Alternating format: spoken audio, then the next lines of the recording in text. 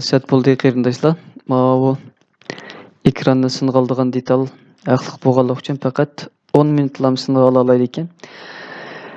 Şunu bilan üzlük qaldı. Unda biz bunu 10 minut asımı 10 minutdan sözlep tüktüteyli. Yani Python'ı açımız aldı bilen. Python'ı içte peki biz Python dep yazattık. Şunda o. Python. Eğer Python olmasa internetten düşüremiz. Biraz burun içip koygan Python ba biz qo'shish degan qismiga kelgandik. Mushadlam davomlashtiraylik. Ularsa qo'shish. Yine biz aldı bilen 4 ga 5 ni qo'shib boqaylik. 5. Enterni bosamiz. 9 chiqadi. Shunaqa. Endi 5 ga 9 ni qo'shsaqchi. 14. Endi qo'shishni ko'rdik, elishini ko'rib boqaylik. 8 ilangan 4. Addi narsalarni qilamiz-ku. Sonlanishtiramiz-ku. Endi elishni ko'rdik, ko'paytirishni ko'rib boqaylik. Masalan, 20 ko'paytirilgan. Ko'paytirish belgisi F12 ning ostidagi yulduz belgisi shu. Mana, yulduz belgisi. 20 ko'paytirilgan 5. Bu yozilib bo'lgandan keyin enter. Natijasi 100 bo'ldi. Endi 4 ga 5 ni ko'paytirib boqaylik. 4 ko'paytirilgan 5. 20 bo'ldi. Endi qo'shishni ko'rdik, elish, ko'paytirish, bo'lish qaptiga bo'lishni ko'rib boqaylik. Masalan, 20 bo'lingan. Bo'lingan degan vaqtida biz enter undan keyin F7 ning ostidagi 7 knopkasi. Uning sol ustida yan to'siq bor. Shu yan to'siqni bosdik. 20 bo'lingan 4 deydi. Mana 20 bo'lingan 4 mushohada yozildi. Enter. Tang 5 chiqadi-ku. Endi 10 ni 2 ga bo'lib boqaylik. 10 bo'lingan 2 5. Endi 4 dan 6 ni elish. Masalan 4 dan 6 ni olsak qancha? Kichik sondan cho'ng sonni elish-ku. 4 ilangan 6. Tang -2. Endi 4 ga 3 ni ko'paytsak 4 ko'paytirilgan 3. Tang enter. Enter. Shundan 12 chiqadi. Endi 12 ni 3 ga bo'lib boqaylik. 12 bo'lingan 3. Enter. Endi masalan m ni 34 desak, m tang yine tangni enter besib turib F11 ning ostidagi 0. 0 ning sol ustida tang belgisi turdi-ku. Enter ondan keyin F11 ning ostidagi shu knopkani bosgan vaqtida tang belgisi chiqdi. Endi m tang 34 m tang 34 deb yozdik. Yozgandan keyin masalan m yozib enter yozib etsak, shu m ning qiymati 34 deb ko'rsatib berdi bizga. Endi n tang desak, n tang 23. N tang 23.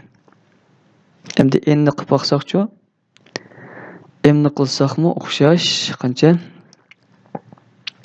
N enter 23 deb ko'rsatib berdi. Endi masalan z deb yozaylik. Sizlar men nima yazsam, shuni agishib yazsanglar bo'ldi. İşte yozish jarayonida o'zingizlar o'rganib qolasizlar. Endi z tang enter F11 ning osti bilgi deb boqaylik qarindoshlar. Bilgi. To'g'ri-ku? Yaptık. Mesela bazı yerda yeşil bo'ylab maqdi-ku. Odatda mashg'ulot to'g'ri bo'lsa, mushtaq yeşil bo'ylab maqdi ekan. Endi enter dedik. Z enter deb yozsak, bundaq chiqdi. Endi masalan ismimizni bir shakllantirib boqamdik. İsmimizni shakllantirsak, masalan A deb boqaylik. A tang. Mening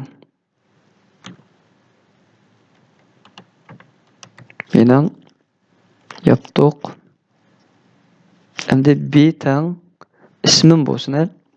B tang ismim. To'g'ri bo'ldimi? Xato bo'ldi. Nima xato bo'ldi? Tırnak açmadık çünkü sözünü tırnak içine alattık. Aldık. Mening ismim bolup boldu. Enter. Endi Sitang Murat demdik. Yoki Asqar demdik. Abdulaziz demdik. Birisini topaqayla. Dasi biz bu yerga yuqorida bir ishlatgan to'q Abdulaziz degan ismni qo'yib boqaylik. Sitang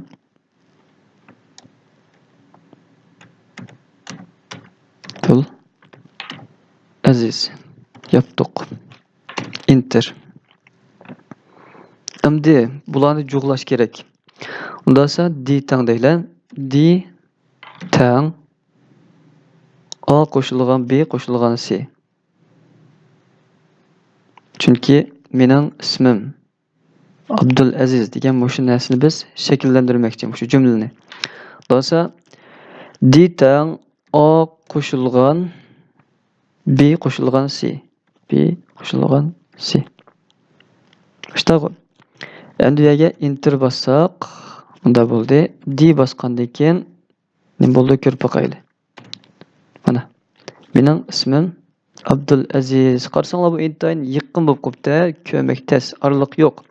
Nemishqa? Chunki biz miyalarga araliq qo'yishimiz kerakdi miyaga. Qo'yganimizda bu boshqa chiqadi. Masalan, qilib boqaylik. A1 bo'lsin. A1 tang açtık. Mega boşluq qo'ysak bo'ldi. Bek boşluq chiqib bo'lib ketmaslik uchun araliqdan mashina mangdigandek cho'ng araliq bo'lib ketmaslik uchun bu yerga biz mana berdik. Mening qaytib qo'yaylik. Mening. Endi bu yerga bir boşluq berdik. 2 ni berilibdi, 3 ni berilibdi. Endi bu yerga yetdik.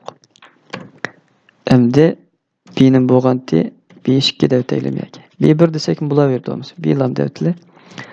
İsmim bo'lganti, shundaqmi? İsmim. B'tang ismim. Bu yerga boshliq berildi. Pek uzun bo'lib ketdi. Bir boshliq berdik. İsmim ostiga G tang Aziz bo'lsin. Yoki Aziz 5 bo'lsin. Farqi yo'q.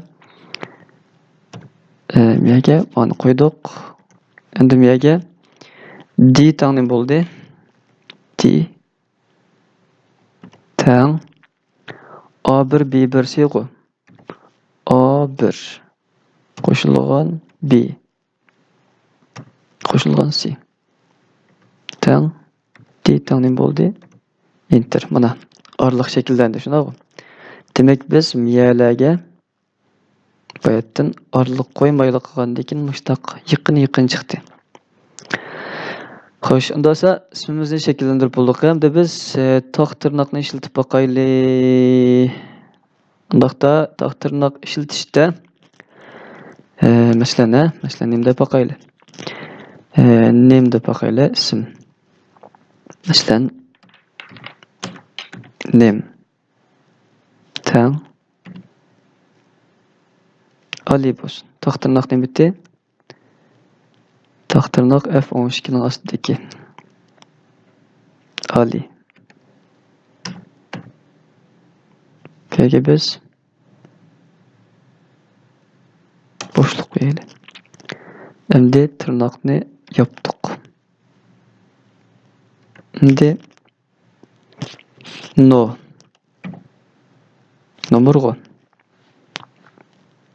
Nomor 1 2 3 4 5 6 bo'lsin.